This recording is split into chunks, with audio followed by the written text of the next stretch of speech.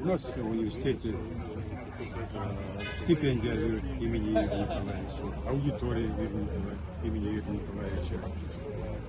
Чуть ли не каждый год мы проводим воронские чтения, как преподавательское, так и студенческое.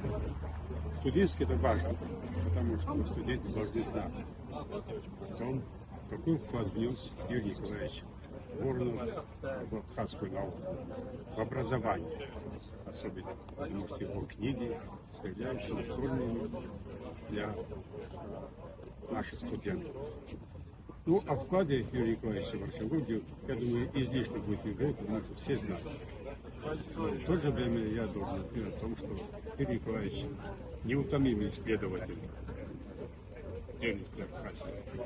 Его вклад мы чтим, мы помним, и ему было бы 85 лет в этом году.